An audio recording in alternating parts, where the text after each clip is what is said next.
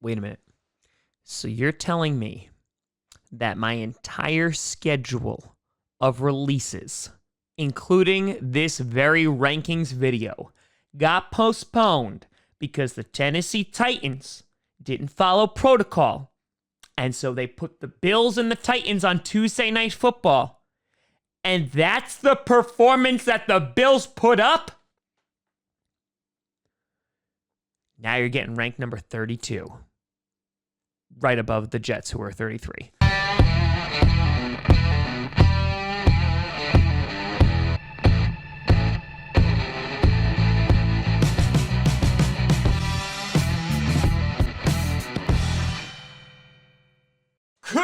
Grossi Posse Packer Nation.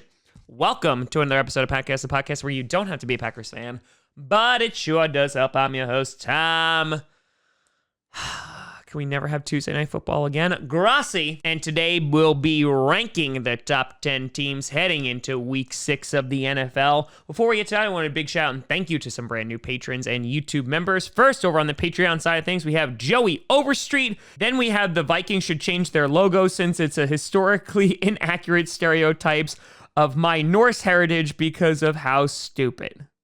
Okay, and then we have JMLPAC.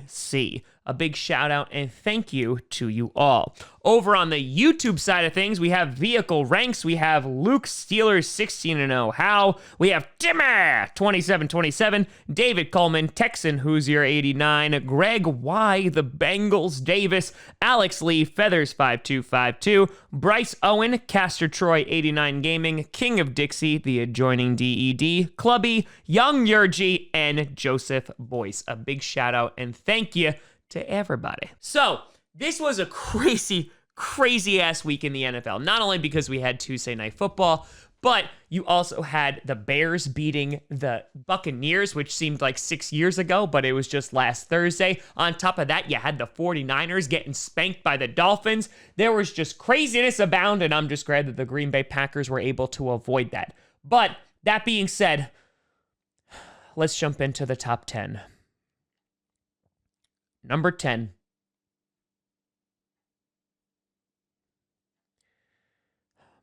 The Chicago Bears. Oh. No, it was just gas. Unfortunately, it wasn't a heart attack. Listen, I gotta give respect to the Bears. And for all those Packer fans out there that are hating on the Bears and being like, oh, they're barely winning games, what have you, the same exact criticisms were being given to the Packers this time last year. And listen, at the end of the day, you can't care how the Bears are winning. They're 4-1 right now, and they beat a good Tampa Bay Buccaneers football team. Their defense gave Tom Brady fits all night. They hit him so hard that he literally forgot how to count to 4. So that's pretty impressive. On the offensive side of the ball, yeah, not a whole lot with David Montgomery. Nick Foles looked terrible for a good 3.5 quarters, but came on at the end because he's always been kind of that streaky QB, but did enough to win them the game. The defense held them, and right now they are sitting at number 2 in the NFC North. And again, I feel like Nick Foles is going to be one of those quarterbacks that could have really, really good games, could also lose you a bunch of games. That defense, though, as I said since the offseason, is going to keep them in a lot of games. If Nick Foles actually catches fire and gets back to, his Super Bowl winning kind of streak, watch out, because this team could definitely be a contender late in the season, especially with a strong defense, considering that not a lot of teams around the league right now are known for their defense, and right now, the Bears look like they're having a pretty good one. Then number 9, you got the Cleveland Browns. What the hell is going on? The Browns, another 4-1 team, just like everybody predicted. And that's the thing, Baker Mayfield didn't even really look that good. Still threw 2 interceptions, but at the same time, he was able to spread the ball around. Kareem Hunt was able to do pretty well in the absence of Nick Chubb, but it was that defense that kind of came alive. They were able to pick off Phillip Rivers twice, and this is a team that I have said for a while that they had the pieces, especially on defense, to do really, really well. Then you look on the offensive side of the ball, you have guys like Landry, you obviously have guys like OBJ. If Baker Mayfield's able to take that next step, this will be a good team. Now, I'm not going to say that the Browns are going to win the AFC North, but right now they're contenders and they're playing pretty damn well. They have a lot of depth on their team, and it looks like their coaching has definitely gotten a major upgrade from Freddie Kitchens. So right now, they're sitting at number 9. Then number 8, you got the LA Rams. They took care of business against the Washington football team, and Alex Smith came out there and he was like, guys, I'm alive. I'm alive. And the Rams reminded him why he should stay off the football team and sacked him like 6 times. Now, the defense was dominant. Jared Goff looked pretty damn good as well. And this is what good football teams should do against bad football teams. So they got it done. And now they have a date with the 49ers, who, as I said earlier, did not look good against the Dolphins. And so that would give them another leg up in that competitive NFC West. Then number 7, you got the Buffalo Bills, taking a little bit of a tumble this evening. Now, I'm not going to drop them too much, even though they completely wasted my time making me watch that game. But the Bills looked awful. They looked horrendous tonight. No discipline, constant penalties. Allen, terrible decisions. That first interception was not his fault, but that second to Malcolm Butler, oh boy, that was bad. Couldn't get the run game going. It was basically just, hey, let's throw to Stephon Diggs and hope for the best. And sometimes that worked. But for the most part, this team looked terrible. Then on the defensive side of the ball, they could not stop Ryan Tannehill to save their fracking lives. Derrick Henry wasn't that impactful in this game, but oh boy, did Ryan Tannehill and A.J. Brown tear up that. So obviously we have to take this with some context. It is just one game. It is their first loss, but if the Bills are going to be taken seriously in this league, especially within that conference, they got to start knocking off some of these major teams. Then number 6, you got the Pittsburgh Steelers. Yeah, not the prettiest win against the Eagles, actually making them look like a decent football team, but they were able to get it done. The defense, while gave up some points to Carson Wentz and actually made him look pretty good, they were able to make some key stops when they needed to. The offense, not terrible, not overly exciting, but I'm looking at the Steelers and I still see them as a complete team. They just got to stop playing down to their competition, man. And if they're able to do that, again, they're one of the few defenses that are actually pretty damn good in this league, and that will carry them potentially far in the playoffs. Then heading into the top 5, you got the Tennessee Titans at number 5. Impressive as hell. Great on defense, causing Allen to be uncomfortable all night long. On top of that, that offense was just clicking.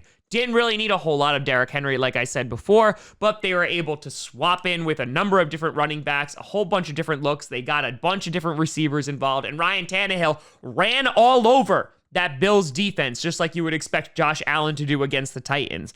The Titans, as I said, they started out super duper sluggish this season. I really didn't have a whole lot of confidence in them, but tonight they proved that they were a damn good football team. Now stop getting COVID. Number 4, you got the Seattle Seahawks going down to the wire with the Minnesota Vikings, who have not really looked impressive this season. It was a close-ass game. But what this came down to was Russell Wilson, 4th and goal, DK Metcalf, clutch throw, clutch catch, winning the game. Now, things could have gotten differently, for example, if the Vikings actually converted on that 4th down or potentially even kicked a field goal, but you got to give props to the Seattle defense. They made a really big stop. So the Seahawks, for me, continue to be the 2nd most dangerous team in the NFC. Right now, it looks like they are definitely going to win the NFC West unless the Rams can actually challenge them for that. But Russell Wilson definitely added another citation in his bibliography as to why he should be MVP this season. Then number 3, you got the Baltimore Ravens. 2 weeks after getting their booties kicked by the Chiefs, they came out and dominated the Bengals 27-3. The defense completely destroyed them. Patrick Queen, good God, disgustingly good. They dominated on both sides of the ball. This was the kind of win that they needed 2 weeks after the Chiefs handed their asses to them. Obviously they won last week, but this was a domination on all fronts in a divisional game. And this is what good teams do, like I said before. So the Ravens right now, they're sticking at number 3. They just have to do this against good teams too. And number 2, you got the Kansas City Chiefs given their first loss by the Las Vegas Raiders. Mahomes didn't look that great, but the more important thing is that defense. That defense did not look good. You go back to last week, and it was a close game with the Patriots for a long, long time. And the Patriots had opportunities to win that game, but the defense wound up sealing it, picking off Brian Hoyer and Stidham. But here, oh man, they just got outmatched. And again, not to overreact, it is still a divisional game. It is still early. The Chiefs are still a really good football team. But putting up 40 points against that defense is a little bit concerning. So over these next few weeks, we're going to see if it was a fluke or, maybe the Raiders just provided the blueprint on how to beat the Kansas City Chiefs. And then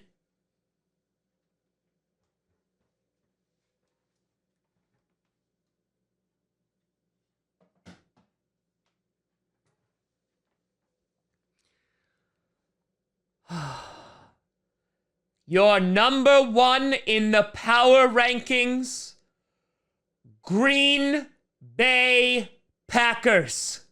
That's right. The dawn has finally come. It's beautiful. I know I'm not supposed to look right into it, but it's just too pretty. You're right. The Green Bay Packers on a bye this week. But hot damn, do they not look like the most consistent team in the NFL right now? Their defense, even with missing key pieces like Kenny Clark, still damn good. Throw on top of that, their offense still clicking without their top two receivers. Now heading into Tampa Bay, they're going to have Devontae Adams back. Hopefully they're going to have Kenny Clark back. And so this team is a rolling right now. They had a bye week and they're still number one in points per game with 38. They're number 5 in rushing yards. They are number 3 in passing yards per game and number 2 in total yards per game. Yeah, that offense is freaking fracking clicking, and the defense is not terrible either. So right now, until they are stopped, your Green Bay Packers are number 1. Suck on that, NFL. But let me know what you think down in the comments below. Do you think the Packers deserve to be number 1? I don't care if you do. They do. But let me know what you think down in the comments below regarding these other peasants. You can always find me at TomGrossiComedy.com or at TomGrossiComedy, all social media you see down below. Check out podcasts on SoundCloud, iTunes, Google Play Music, Spotify, and of course YouTube. And a big shout and thank you to all the patrons over at patreon.com/TomGrossiComedy and the YouTube members. But thank you so much for watching. I'm Tom Grossi. And as always, go Pack Go.